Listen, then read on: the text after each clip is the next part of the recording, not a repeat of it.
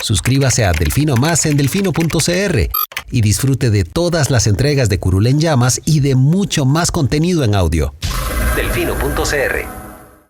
El chuchinguismo político. Chuchenga, diputado, chuchenga. Si va a ser por nosotros que este país se puede ir a la mierda. Y en lugar de ponerle Instituto Nacional de las Mujeres, ponerle Instituto Nacional de las Lesbianas. No tengo dinero ni nada que dar. Delfino.cr presenta Curul en Llamas, cubriendo y sufriendo la Asamblea Legislativa, porque alguien tiene que hacerlo.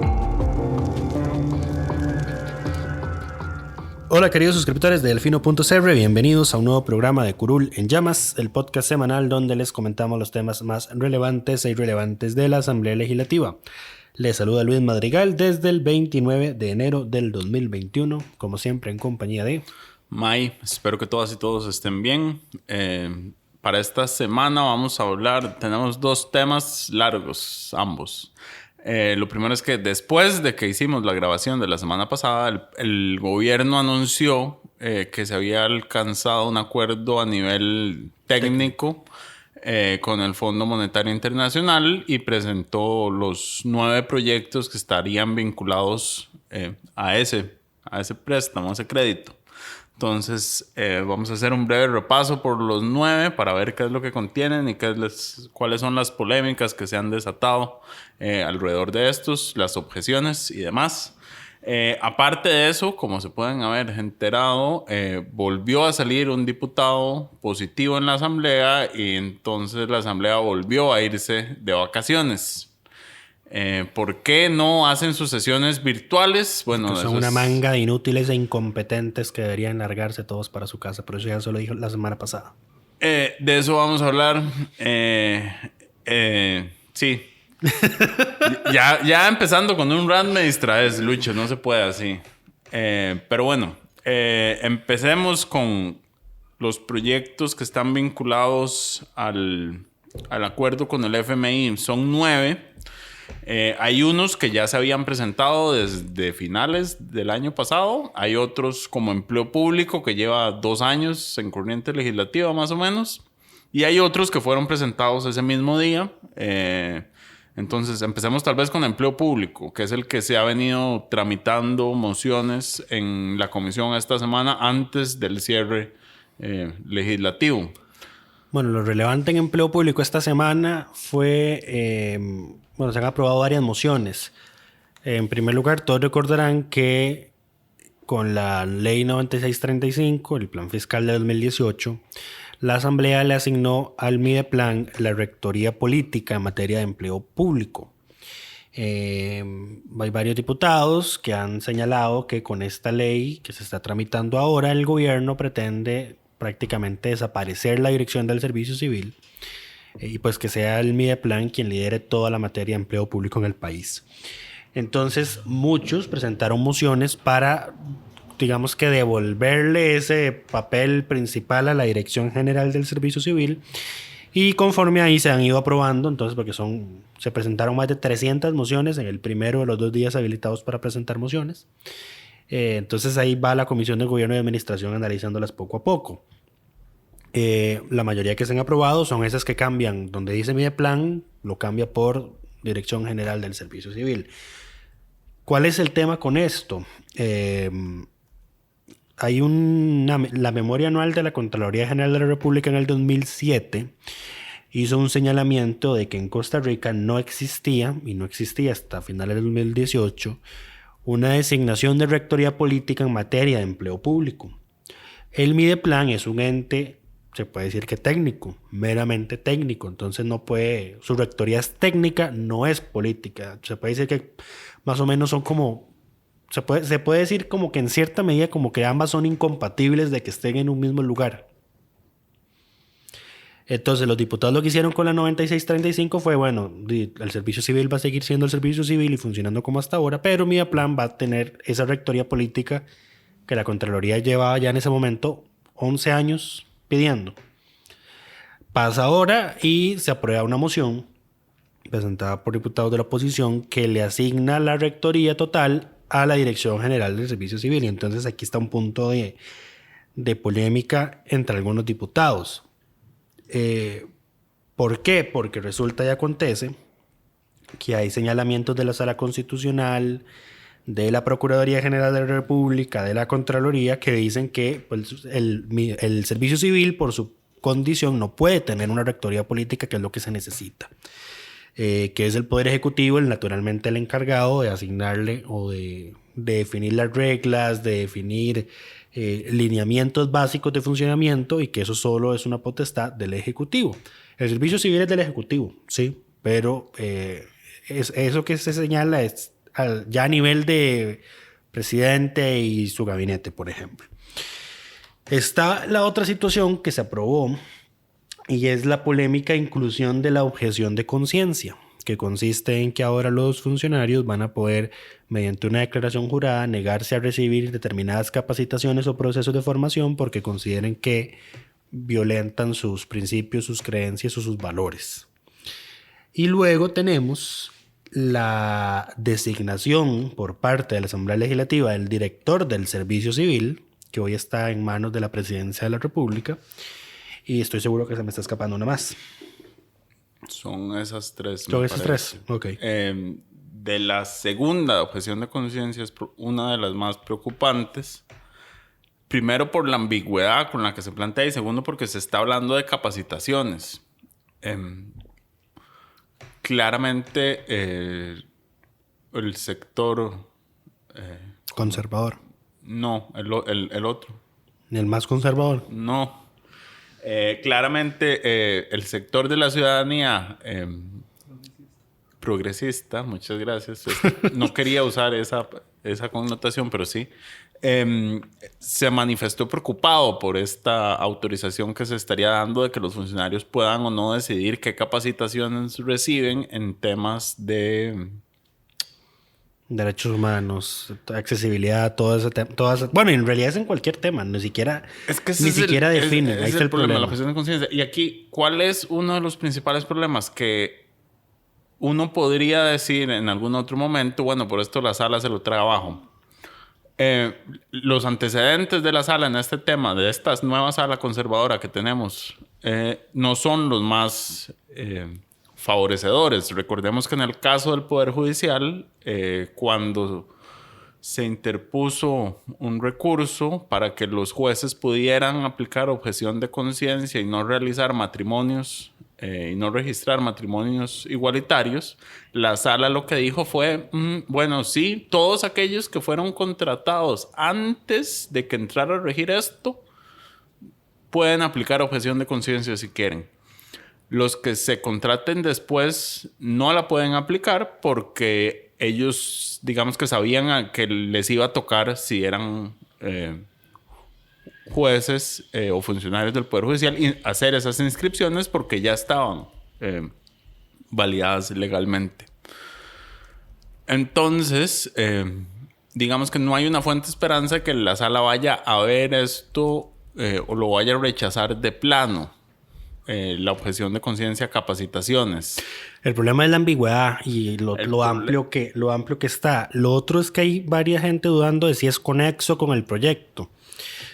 Yo creo que el tema de la conexidad es uno de los temas más densos y más complicados. Pero es conexo porque es la ley de empleo público y es ley marco de empleo público. Es que, todo entra ahí. No, suave, tranquilo.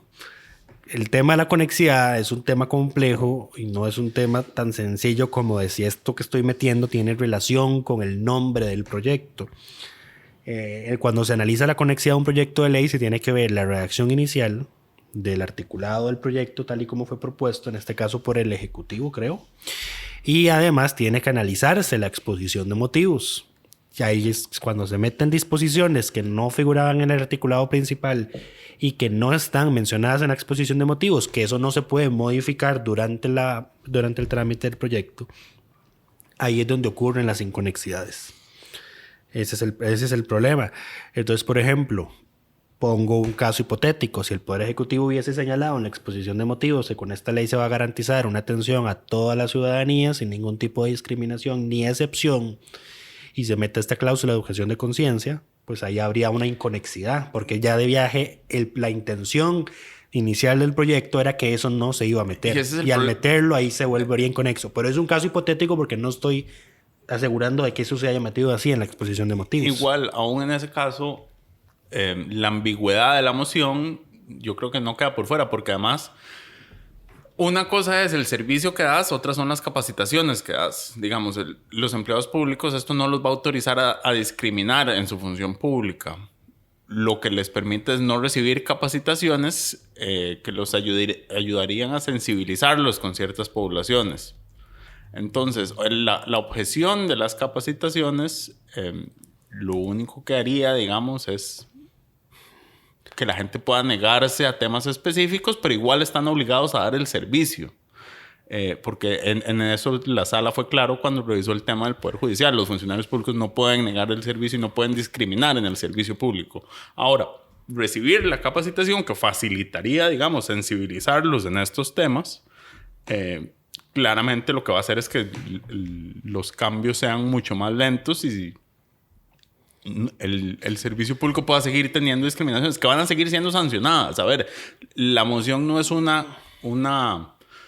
carta libre para que ellos puedan decir, no recibo capacitación, entonces voy a tratar mal a quien yo quiera tratar mal cuando me toque. No, porque no es esa autorización. Igual, sí, exactamente. O sea, que te negues a recibir esa formación no implica que puedes actuar de la forma contraria a como deberías actuar si la recibieras. Volviendo al tema del Poder Judicial, que ya la sala zanjó, un juez que entre mañana, habiéndose aprobado esta ley, digamos, puede negarse a recibir una capacitación en temas LGBTI. No podría negarse a oficiar un matrimonio si es parte de sus competencias. Digamos, a registrarlo si es parte de sus competencias. Porque entró una vez que ya estaba y ya la sala fue clara en eso. Podría negarse a recibir las capacitaciones si pasa esta ley, pero igual estaría obligado a hacerlo. Ese es el tema. No, ruido innecesario, muy digamos. Complicado. Es ruido innecesario a un proyecto. Y es que no se puede ser extremista en la forma de decir, es que si usted es funcionario público y si no le gusta y aplica la ley, renuncie.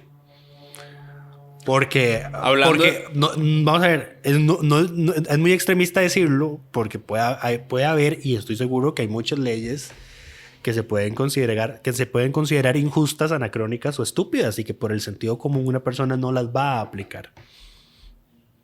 Entonces no se puede ser así tan radical de decir, si no le gusta, renuncie. Correcto, pero aquí casos va a haber. Todos sabemos de qué estamos hablando, sí. Y de qué capacitaciones se está hablando y cuáles son los temas a los que se quiere aplicar esta objeción de conciencia. Fue muy gracioso porque doña Carmen Chan, la gata bajo la lluvia, puso en Twitter cuando se aprobó esta moción que los derechos humanos no son solo para todes, usando el lenguaje inclusivo, sino para todos. Entonces me llamó la atención porque ahora la señora diputada entonces parece que ya acoge el lenguaje inclusivo y es consciente entonces de que todas las personas deben tener los mismos derechos.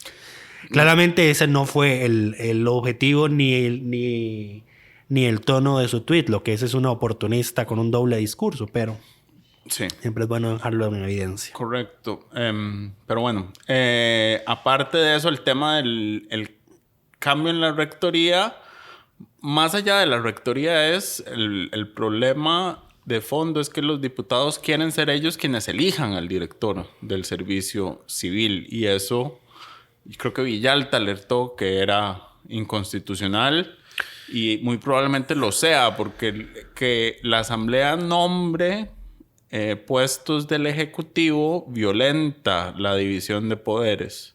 Hay casos en los que la asamblea ratifica ciertos nombramientos que presenta el ejecutivo, que me acuerdo en este momento, la Coprocom, el Banco Central, Arecep,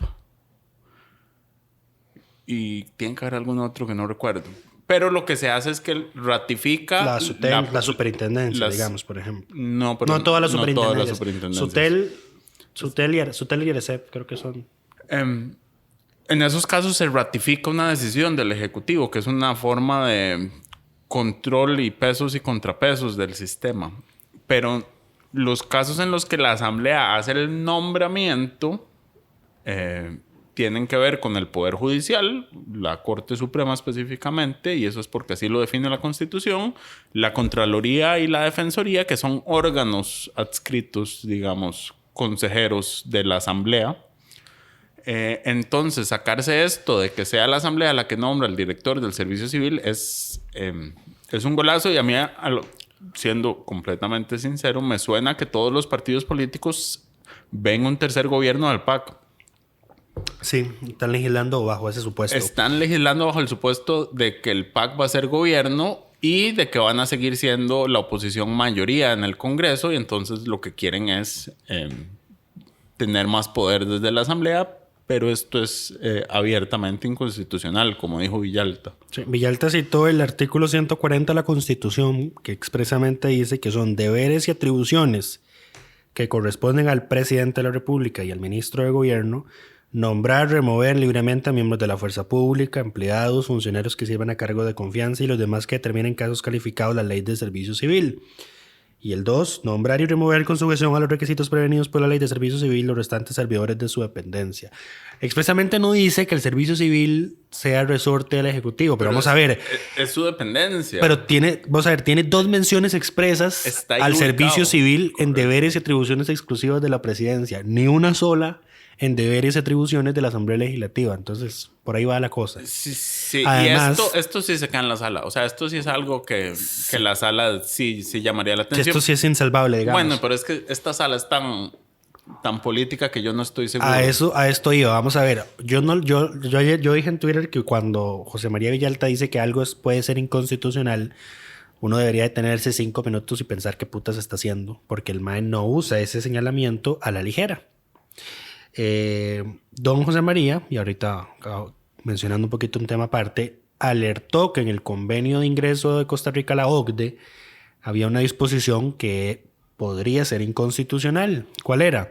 Que el convenio decía que Costa Rica, con el ingreso, cuando se aprobara y se entregara el documento en París, iba a aceptar toda la legislación sustantiva de la OCDE vigente en ese momento, independientemente de lo que diga. Y independientemente de si esa legislación se incluyó en el expediente legislativo para análisis de los diputados y para revisión de la sala. Don José María alertó que eso podría ser inconstitucional, 1, porque los diputados están aprobando algo que no leyeron, y 2, es que podría ser inconstitucional porque la sala, por su competencia, está obligada a revisar todos los tratados internacionales que sean aprobados en primer debate, todos. Y en este caso ella solo está aprobando un convenio que dice que ese convenio aprueba otras cosas que no están en el expediente. No tiene la posibilidad de revisar todo lo que estaba incluido. Entonces, 3 magistrados, esa votación quedó 4-3. 3 magistrados dijeron, sí, esto es inconstitucional por esto que dice José María Villalta. 4 magistrados, que obviamente fueron la mayoría, dijeron, no, es constitucional. Quedó reñida. Pocas veces la sala queda tan separada en temas tan importantes como el ingreso de Costa Rica a la OCDE, pero bueno, habrá que ver qué dice el fallo principal y esperar a que llegue a la Asamblea para que lo voten en segundo debate. Y lo otro, no hemos mencionado por qué doña Zoila va a ser la diputada de la semana. Doña Zoila se opuso a la moción. A estas mociones, sí. Doña Zoila se opuso a la moción para que sea la Asamblea la que nombre el director del Servicio Civil. Y aquí hay algo que no hemos mencionado, que cuál es el problema. No solo que es inconstitucional, sino que la Asamblea, la moción que se aprobó dice que, se va a involucrar la comisión de nombramientos y que no sé qué. Y todos sabemos cómo opera con secretismo la comisión de nombramientos y cómo opera todo debajo de la mesa ahorita que don Rodolfo Peña Flores, diputado del PUS, que es diputado y miembro de la comisión. Todo se hace por debajo de la mesa, todo se hace con triquiñuelas, todo se hace opaco.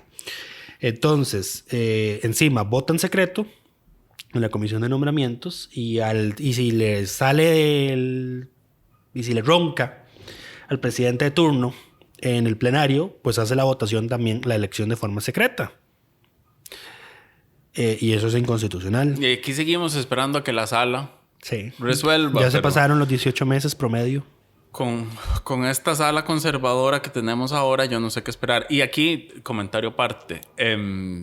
Esta semana se conoció que el gobierno iba a proponer a Nancy Hernández para ocupar un puesto en la Corte Interamericana que va a quedar vacante cuando doña Elizabeth Odio no se reelija. Eso es preocupante.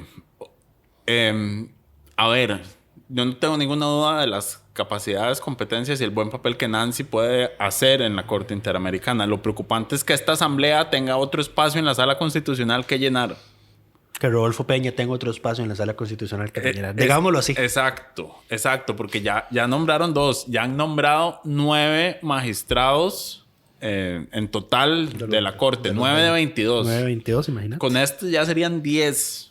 Ya, muy bueno. La de menos. Y bueno, y viene Luis Fernando Salazar, ahorita la reelección.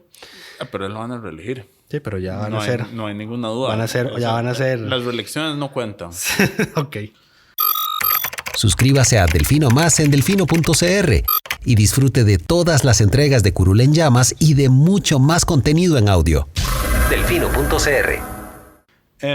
Pero bueno, entonces eso es preocupante también, porque yo hace algunos meses la dije, Corte Interamericana gana mucho, pero nosotros podemos perder bastante. Arriesgamos demasiado, exacto. Sí. Es que el riesgo para el país de que se meta alguien más ahí. Y es que yo creo que es totalmente plausible afirmar que doña Nancy es la magistrada más progresista que tiene la Corte en este momento, antes de que se fuera don Ernesto Ginesta. Es probable. La más progresista. Bueno, y tiene un currículum enorme. Ya ayudó con la ley, con la primera ley sobre VIH-Sida. Digamos, es un fichaje buenísimo para la Corte, pero bueno. Pero el riesgo para el país, vamos a perder. El riesgo para el país es sumamente alto, y yo creo que ahí el Ejecutivo vuelve a mostrar que no tiene ningún ápice de político y de ver el marco amplio de las cosas. A menos de que haya habido una triquiñuela ahí como para ofrezcale a Nancy esta puesto la Corte para que nosotros nombremos otro magistrado en la sala y le damos los votos para el acuerdo con el fondo. Ya mucha especulación. Pero bueno, cuando el río suena. Correcto. Hay que ver qué pasa. Y aquí seguiremos esperando que la sala se pronuncie sobre las votaciones secretas. Pero bueno. Doña Ana Mari, por favor, apúrese. Gracias. ¿Qué más hay qué más se negoció? No, todavía falta más motivos por lo de doña Zoila, que ya nos desviamos. Bueno, doña Zoila votó en contra de la elección del director del Servicio Civil a manos de la Asamblea. Votó en contra de la moción de objeción de conciencia y pues esta semana reunió a un grupo de 15 diputados, 14 y la incluimos a ella, 15, que le volvieron a pedir al Poder Ejecutivo que deje de atrasar, que deje sus posiciones anacrónicas, que progresista parece que no tiene nada, solo el nombre, y que convoque de una vez el proyecto sobre cáñamo industrial y cannabis medicinal.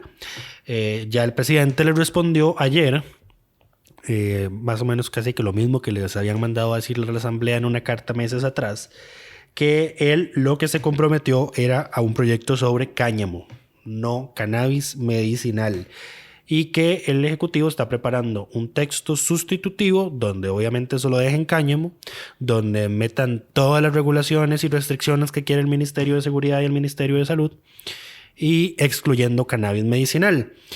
¿Dónde está el problema ahora? Y lo dije ayer en Twitter. Darle 8 meses de sesiones consecutivas extraordinarias al Poder Ejecutivo ha sido el peor error que ha cometido esta Asamblea Legislativa.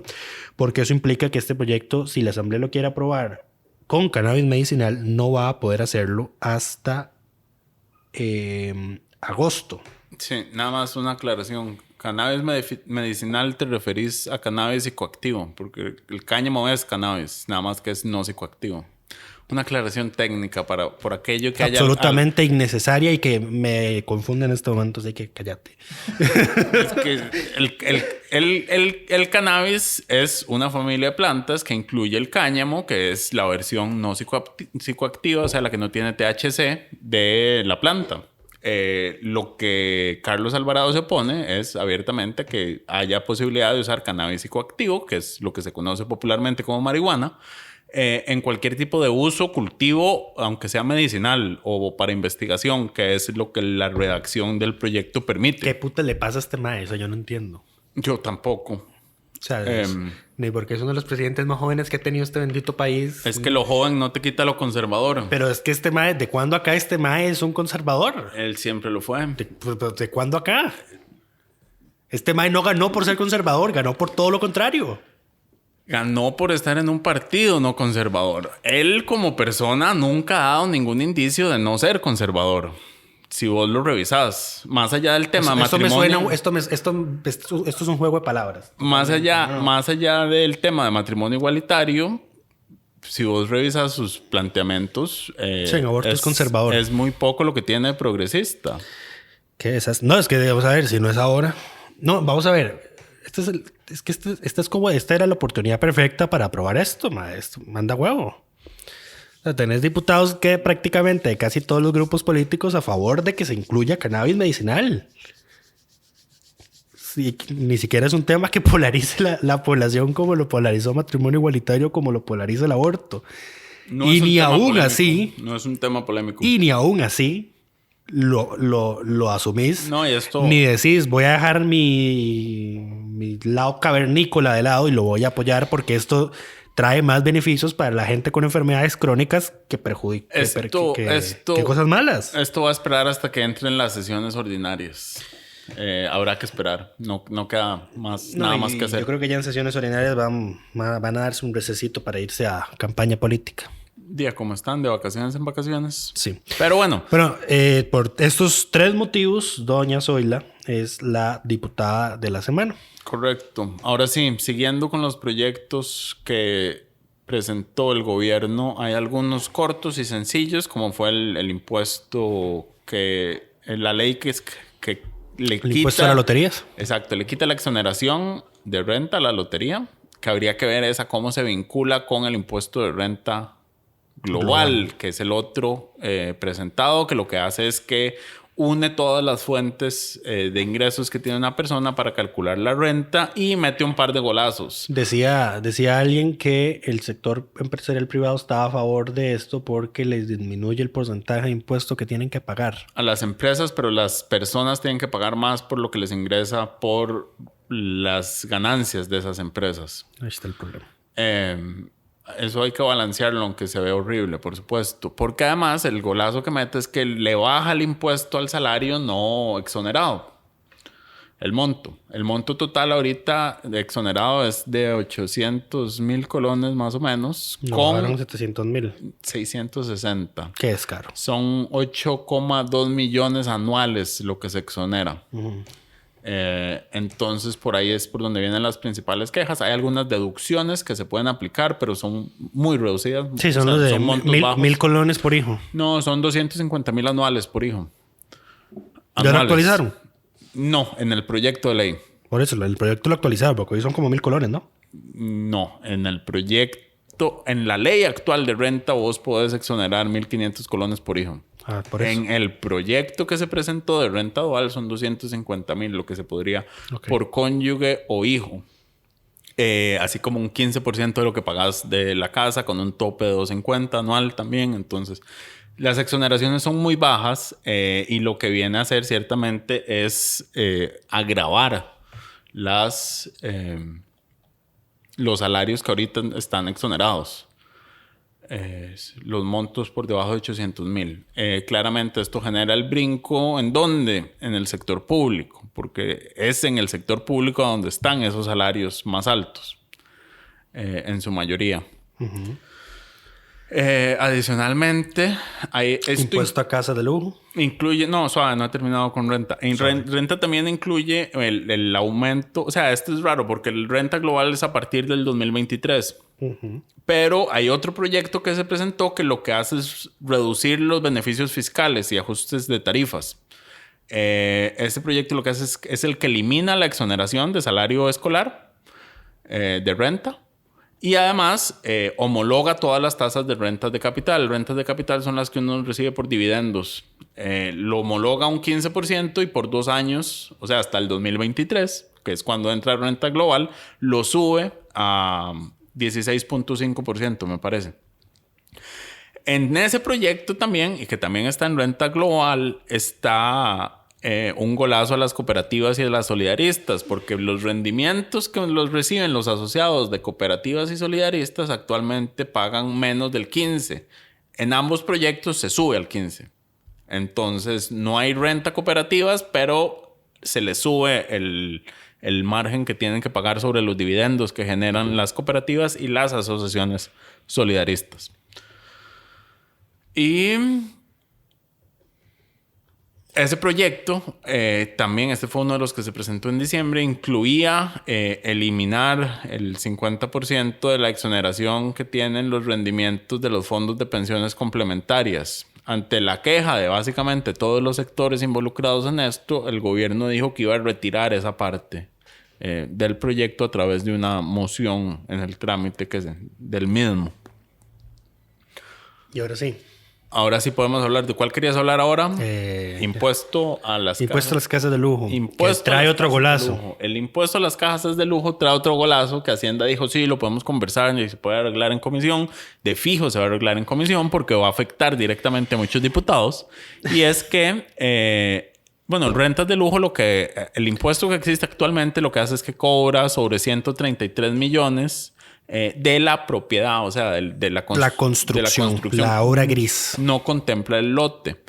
El nuevo proyecto es el valor registral del inmueble como un todo. Sí, incluye el lote, incluye el lote y la obra gris. Y además baja la base imponible. No, ya no son 133 millones, lo bajaron. La sube a 150.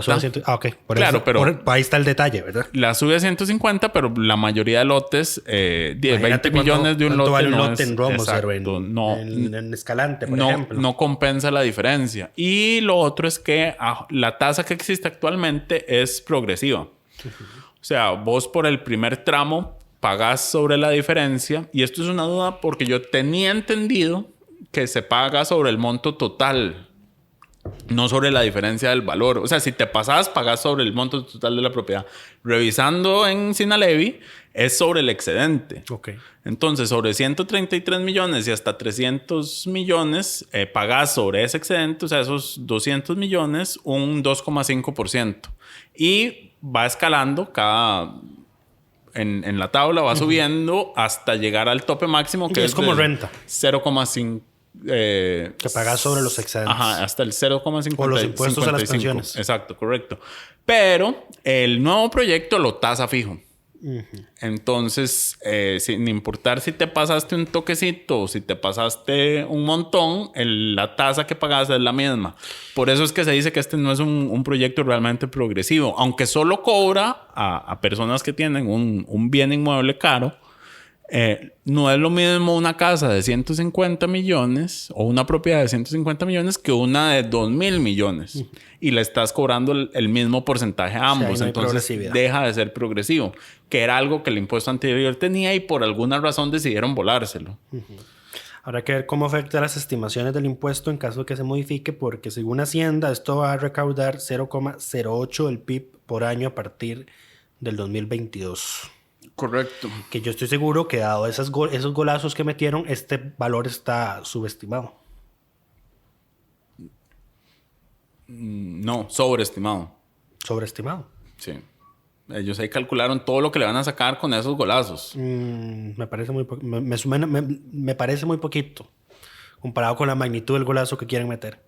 Bueno, pero bueno. Habría que... ya esto hay que sumarle, obviamente, la molestia por este anuncio que se hizo meses atrás de que, creo que no recuerdo si era que se estaban ya interconectando las bases de datos para actualizar los valores de las propiedades de la gente que no había hecho las revaloraciones. Eso tiene que hacerse cada 5 años. Bueno, tiene que hacerse cada N cantidad de años. Y hay gente que no lo hace. Yo el ejemplo más cercano que puedo recordar son precisamente diputados que tienen un lote, por ejemplo, valorado en 100 colones y que nunca lo actualizan. Entonces, la gente que no actualiza esos valores, pues obviamente el Estado propiamente se los va a forzar a actualizar si usted no lo hace. Correcto. La nueva ley lo que hace es que tiene 3 fuentes de información que son las municipalidades, el registro de la propiedad y Hacienda, me parece. Correcto. Y se toma el monto más alto de las 3. Ahí está el O sea, detalle. donde esté registrado el monto más Que alto, eso ese no, es el que que se jala. no debería haber discrepancia en todo caso. Todos deberían ser el mismo, Exactamente, pero bueno, ante la inutilidad, bueno. Seguimos renta global. Ya lo mencionamos. Ya hablaste extensamente de renta global. En realidad hablé del otro proyecto, el que elimina las exoneraciones. No, hablaste extensamente de renta bien. global. El otro es el aporte temporal de utilidades de las empresas públicas, que es que, como su nombre lo dice, las empresas públicas del Estado aportan el 30% de sus utilidades después de pago de impuestos y cargas parafiscales destinado a pagar deuda. El gobierno prevé recaudar entre 0,12 y 0,20 del PIB por año. Sí, no prevé, porque además el proyecto no No, prevé porque esto depende de cómo se desempeñe financieramente una empresa pública. No, porque aquí está el detalle, aquí también hay golazo. El puta. proyecto no define cuánto porcentaje paga cada una de las empresas, de las 14 empresas involucradas, sino que lo que define es que el Poder Ejecutivo por decreto va a definir cuánto paga cada una de esas. La Asamblea va a quitar eso. Sí, pero espérese, pero déjame contar cómo está el proyecto. El Poder Ejecutivo define por decreto cuánto paga cada una para que la suma global de las 14 sume 0,2% del PIB. Ah, bueno. Exacto. Entonces, no dice, digamos, el BCR va a aportar el 10% de sus ganancias los próximos años. No. Lo que dice es que las 14 instituciones en total es un 0,2%. Por eso te digo, no prevé. Lo puso en el texto que de esto se va a recaudar 0,2% del PIB. Si la Asamblea no permitió que el Ejecutivo pudiera poner por decreto cuánto tiempo más iban a tener los exportadores para nacionalizar sus mercancías, los importadores para nacionalizar mercancías en momentos de emergencia nacional, y lo pusieron ellos en un año, estos son más irrisible, digamos. Correcto. No va Ahora, a pasar. otras cosas interesantes es, por ejemplo, se incluye a Habdeba dentro de las 14 instituciones. Muy gracioso, o sea. La última vez que Habdeba tuvo utilidades fue en 2012. Muy gracioso el gobierno. Sí. Pero sí, ese proyecto claramente no va a pasar como está. Yo no sé los diputados qué mecanismo, a como están, van a decir, bueno, que nosotros definamos cuál es la distribución anualmente que se va a hacer porque no queremos que sea el Ejecutivo. A como se está gobernando en este país últimamente, lo más probable es que eso suceda. Sí, y estoy seguro que no les va a agradar además porque especialmente el INS naturalmente está metido en esa lista de 14 instituciones. Las 14 instituciones son el BCR, el Banco Nacional, el INS, la Compañía Nacional de Fuerza y Luz, Correos de Costa Rica, Editorial de Costa Rica, el Instituto Costarricense de Acueductos y Alcantarillados, el ICE, el INCOFER, el INCOP, el de Puertos del Pacífico, Habdeba, la Junta de Protección Social, RACSA y Recope. Bueno, en la Junta de Protección Social sí pueden sacar. Recope también, el ICE también y los bancos también. Pero bueno. Ok, ¿cuántos proyectos llevamos ya? ¿5? ¿6? Creo que sí. Bueno, vamos. Falta todavía porque son 9 en total. Es que no los metiste en la tablita que estoy viendo aquí. No, porque la tabla es del gobierno. Sí, no la metiste. Como siempre, la comunicación del gobierno no es la más acertada. Pero bueno, otro proyecto que está presentado, este sí lleva más... Pero es que los otros son de gastos, es por eso. Reducción del gasto público mediante eliminación de plazas vacantes, congelamiento de aumentos en pensiones con cargo al presupuesto. Otra vez las pensiones. Sí, esto lo que hace es que establece una tabla de crecimiento reducida para los presupuestos de las instituciones públicas en adquisición de bienes y servicios, transferencias corrientes y... Pero esto no se hizo ya por decreto. Esto no es el bendito decreto. Lo están poniendo por ley ahora. Por decreto no pueden hacer todo. Por decreto pueden fijar el tope sobre la decrecimiento. Aquí lo que hace es que se decrece. La partida se reduce anualmente en un 7,5% en el caso de bienes y servicios. Ahí está el recorte al gasto. Y un 0,5% en relación a transferencias corrientes. Además dice, esto es tal vez lo clave, está vinculado con empleo público, que las plazas vacantes no se pueden llenar. ¿A menos? a menos de que vos estés dentro de las excepciones. Ok. Las excepciones son cuerpos de policía, Comisión Nacional de Emergencias, Procuraduría General, que tienen excepción del 100%. Hay una excepción del 85%. No se sorprendan con el tema de la Procuraduría, pero porque la Procuraduría es una institución muy pequeña. Correcto. Con una carga de trabajo gigantesca. Usted- Gigantesca. Es inmoral la cantidad de... No solo de procesos judiciales, sino de consultas, de dictámenes, de opiniones jurídicas, de consultas de la sala que cada procurador tiene que atender. Es una vulgaridad. Dice todo el mundo que le haga consultas. Todos... Pero bueno, el servicio exterior tiene una excepción del 85% para rotación. Ok. O sea, la podés llenar, pero porque el servicio civil tiene un sistema de rotación constante, entonces tiene sentido. Aún así, le quitaron un 15%. El Ministerio de Salud quedó con una excepción del 50%. Guardaparques del MINAE, excepción del 40%. Y un 20% para el Ministerio de Educación. O sea, de cada 10 plazas que queden vacantes en el MEP, solo se pueden llenar 2.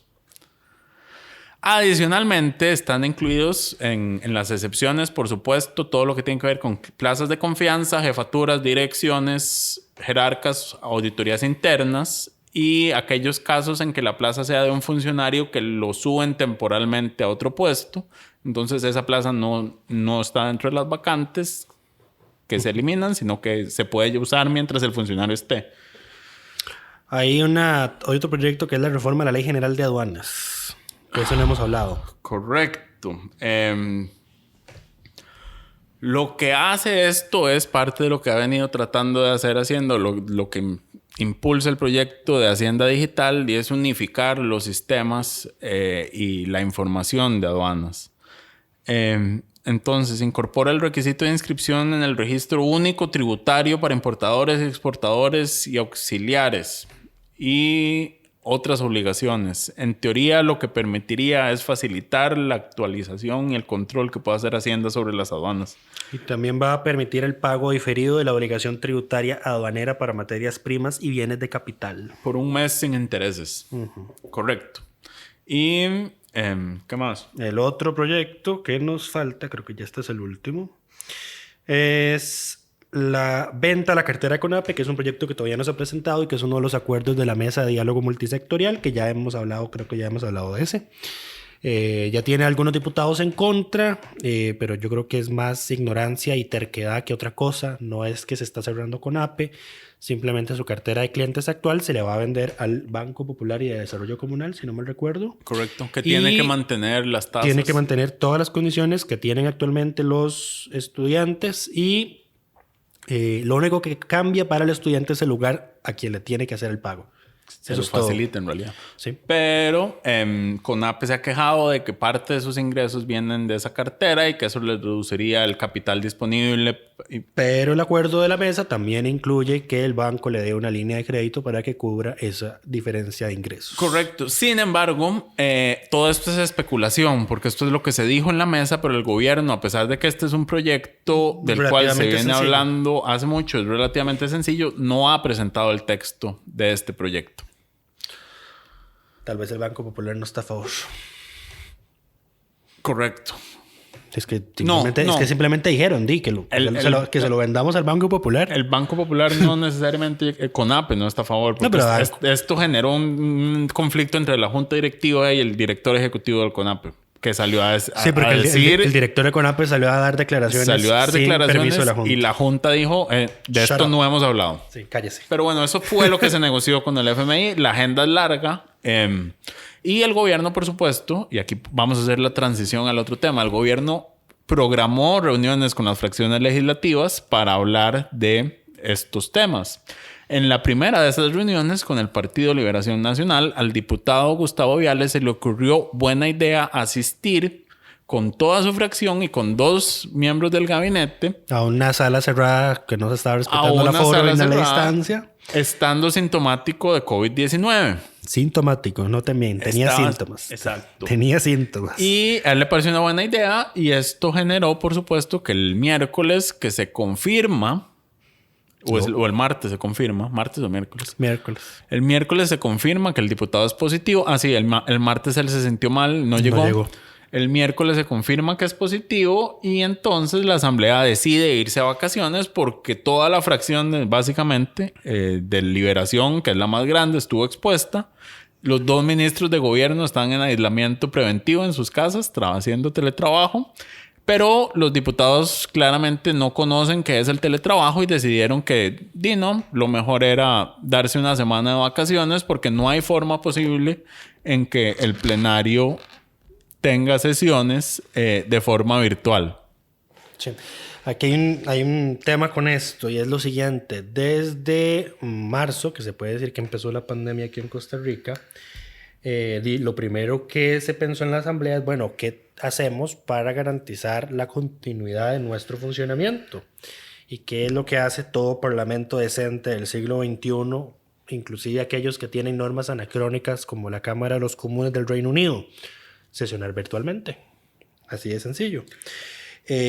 ¿Cuál es el impedimento? Que el reglamento no lo contempla. ¿Qué pasó? Doña Ana Lucía Delgado, diputada de Liberación, presentó una reforma al reglamento. Se aprobó. Antes de aprobarse, se mandó a revisión de la sala. La sala dijo, sí, nada más tiene que haber una barra del público y una barra de prensa, tal y como ocurre en el plenario. Lo cual es muy fácil de solucionar. Sí, vamos a ver.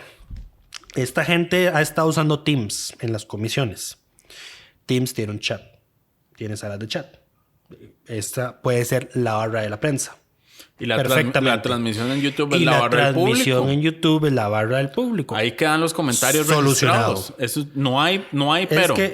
Y no hay que complicarse más de la cuenta. Lo que mencionaba Diego en el café para 3 de ayer, que Alejandro Fernández decía que es que era materialmente imposible. Que era materialmente imposible y que como un comentario en YouTube o en Teams se mete en el acta. Vamos a ver. Tiene que estar en el acta. No, sí, pero esto es lo que yo quiero explicar, porque es que yo me puse a leer lo que él decía pero esto no tiene ningún sentido. Está leyendo más allá de la sentencia. Luego llegué a la conclusión de que es que él tiene una concepción errónea de lo que es una barra del público o una barra de la prensa. Vamos a ver. Ninguna persona que no es diputado puede intervenir en las sesiones de plenario, a menos de que sea algún ministro que esté siendo interpelado o que llegue por su propia cuenta a dar un mensaje y luego se tiene que retirar. No es como que un asesor pueda tomar el uso de la palabra. Nadie. No es como que un periodista pueda entrar y hacer uso de la palabra y obviamente, naturalmente, tampoco nadie del público. Simplemente es que puedan hacer acto de presencia y expresar su opinión o estar fiscalizando lo que está sucediendo. Eso se hace hoy, que se sesiona presencialmente, con las transmisiones de YouTube. Correcto. Si no estamos los periodistas presencialmente, pues tenemos la transmisión de YouTube y hacemos comentarios ahí y el moderador de la asamblea responde. Correcto. Ahí está solucionado. Eso no tiene ningún problema. Y lo que dice la sala apunta a eso. O sea, simplemente que se mantenga lo que se tiene hoy. Que la transmisión tenga una opción de que se comente y que quede un registro de los comentarios. Correcto. Eso se hace en YouTube. Si vos te vas y te metes a la transmisión de la sesión de antier, vos podés ver los comentarios que se hicieron. Efectivamente. Entonces no hay mayor ciencia en esto. Sí, esto no debe ser mayor punto de controversia. Tan así es que el protocolo para sesionar virtualmente en el plenario, que es, digamos, donde puede haber la mayor dificultad técnica, es el tema de las votaciones. Pero resulta y acontece que, según he leído de varias gente, no me consta que Teams tiene un sistema de votación. Yo de todas maneras no confiaría en ese sistema porque se necesita verificar que la persona que emite el voto es el diputado que dice ser y no un asesor el que está votando por el diputado. ¿Cómo se soluciona esto? Con la votación nominal. Cada uno prende su camarita, el presidente llama por su nombre y pronuncia su voto. Puede atrasar un poco el proceso, por supuesto, pero no hay margen de duda. Es lo que se puede hacer en una situación de emergencia. Es lo que se puede hacer. Y así se hace en las comisiones. Ahora, este protocolo, doña Ana Lucía Delgado, que es la primera secretaria del directorio, dijo que ella lo mandó a revisar. Ella lo mandó a la administración y a la presidencia para firma desde el año pasado. Y no fue sino hasta miércoles, que don Eduardo Cruikshank lo firmó. Ya cuando tenían la recomendación sanitaria de que todos se fueran a aislamiento porque ahí estaban expuestos. Y recordemos esto. No, espérate, es que no he terminado. No, suave, toque. Ok. Antes de esto hay que recordar que ya en diciembre pasamos por esto. Sí. O sea, esta no es la primera vez que el plenario se suspende por temas de contagio de COVID. Ya en diciembre, don Eduardo fue positivo y se fueron a vacaciones antes. O sea, no es como que no se les podía ocurrir porque no había pasado. Ya había pasado. Sí. Pero bueno. Yo tampoco no entiendo por qué si don Jorge no lo hizo. Don Jorge es el vicepresidente y si don Eduardo estaba incapacitado, pudo aprobar el bendito protocolo cuando don Eduardo no estaba. A esto hay que añadirle además el berrinche de la semana pasada que un grupo de diputados decidió... Diputados emperrados, en palabras de la diputada Paola Valladares. Un grupo de diputados decidió no votar la moción para extender la autorización a las comisiones de que sesionen virtualmente. Entonces, ni siquiera eso estaba listo. Sí. Entonces, las comisiones tampoco pueden hacer nada. Vamos a ver, y ese miércoles que ocurre el contagio y tienen que irse todos, lo primero que hace don Eduardo es someter a votación una moción para suspender una semana. Inicialmente esa moción se rechazó porque había diputados que decían, por favor, someta primero a votación la moción de Carlos Ricardo para que las comisiones puedan sesionar virtualmente. Don Eduardo no lo hizo, se rechaza la moción y él decreta un receso. Conversan los jefes de fracción y al parecer, o al menos así fue en palabras de doña Laura Guido, el acuerdo era que se iba a votar inmediatamente después de repetida la votación la moción de Carlos Ricardo. No pasó así. Se aprobó la moción de suspensión e inmediatamente don Eduardo Cruxen levantó la sesión. Sí. Hay claramente gente que no quiere trabajar. Y así lo dijeron. No hemos mencionado todos los discursos que hubo, pero van en esa línea. Por ejemplo, de Carlos Ricardo dice, es el colmo. Aquí parece que hay gente que no quiere trabajar, no quiere que están esperando el primer caso confirmado sospechoso para irse para la casa. Hay gente que no quiere trabajar. Sí, Paola Vega dijo, esta es la última vez que yo voto una moción de estas porque ya es el colmo que no podamos sesionar virtualmente y con toda la razón. Además de regañar a Gustavo Viales por ir a trabajar con síntomas y exponer a los 56 diputados y a sus familias. Y también lo regañó Paola Valladares, su compañera de Liberación. Dice, una irresponsabilidad, o sea, ya tenemos casi un año en esto, manda huevo. Es que es demasiado. Manda huevo. O sea, favor. Y llegar asintomático. O sea, llegar sintomático. Sí. Es demasiado el nivel de irresponsabilidad. Y los demás han dejado también. Eso es responsabilidad de todos. Si bien la responsabilidad principal cae sobre Eduardo por no haber firmado el protocolo a tiempo, es responsabilidad de todos, sí. Últimamente. Todos debían estar encima de ese tema, pero bueno. Algunos son más responsables que otros, pero los 57 se van en la tirada, incluso los que no estaban. Correcto. Pero bueno. Es por ese motivo. ¿Después ese motivo qué? Es por ese motivo que la semana legislativa terminó el miércoles. La semana legislativa va a reanudarse el jueves de la otra semana, lo que implica que vamos a tener un episodio Curul en Llamas donde solo vamos a hablar de lo que pasó el jueves. Es un episodio corto. Va a ser un episodio corto, lo prometo. A menos de que pase algo. Esperemos que no. Producción nos dice que no va a ser así. Yo tengo fe. Incluso lo podemos grabar de forma virtual el mismo jueves. Nos ahorramos el viaje. No va a pasar. ¡Jesús! No. Pero bueno, adicionalmente esto generó otra discusión a nivel nacional porque el presidente claramente disconforme con las vacaciones. Antes del presidente salió el diputado Roberto Vargas del Partido Republicano Social Cristiano a decirle a los medios de comunicación que el Ministerio de Salud debería valorar que se vacunaran a los 57 diputados para dejar de estar en estas, ¿verdad? Eso no soluciona nada. Ahí yo hice un rant enorme en Twitter porque yo dije, mae, por favor hagan, ¿por qué no hacen su maldito trabajo? Así lo dije yo, hagan su puto trabajo. Regulen para sesionar virtualmente. Exactamente, mae, es lo único que tienen que hacer. Y yo creo que Diego no lo pudo haber explicado mejor ayer. Y luego sale el presidente a decir que sí, que le pidió al ministro Salas que por favor valore. Que se vacunen a los 57 diputados porque el Congreso debe estar trabajando. Y aquí entonces yo rescato lo que dijo Diego en el café para atrás de esta semana. Esto hubiese sido correcto si se hubiese hecho al inicio para cierta parte de la población. Porque no faltaría entonces que si la clase política de este país se hubiese vacunado primero, habrían dicho sí, y el pueblo que se siga muriendo mientras tanto. Nunca se va a quedar bien, totalmente. Hacerlo ahora es un sinsentido de comunicación.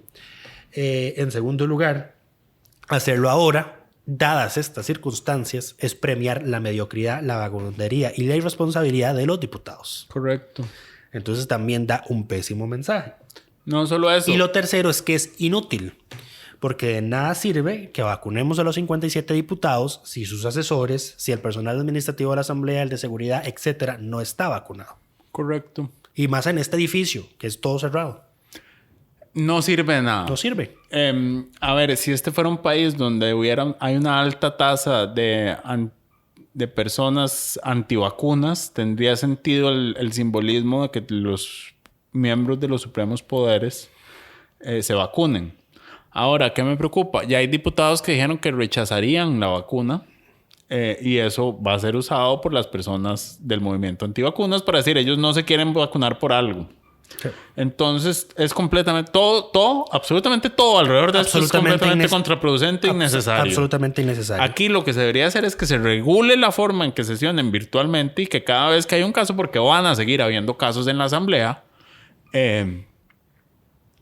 puedan sesionar virtualmente y ya, eso es todo, no hace falta nada más. Igual hay un montón que ya están en la lista, porque hay varios ahí que se pasan de los 60 años. Ah, sí, totalmente. El primero en recibirla yo creo que es Mario Castillo del PAC, que es el diputado más longevo de mayoría de la Asamblea.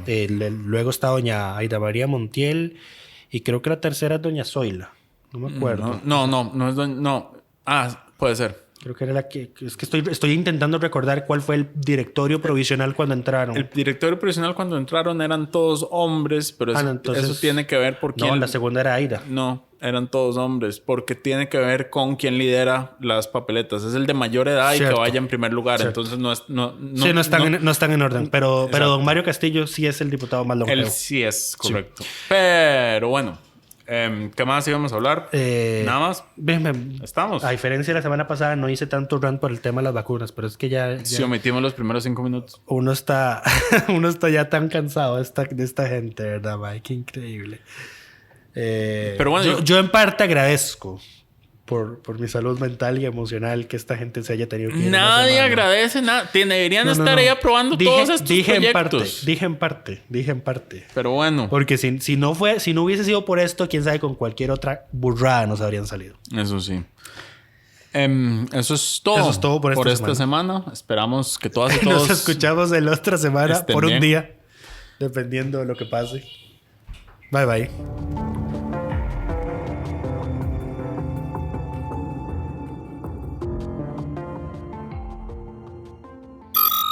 Suscríbase a Delfino Más en delfino.cr y disfrute de todas las entregas de Curul en Llamas y de mucho más contenido en audio. Delfino.cr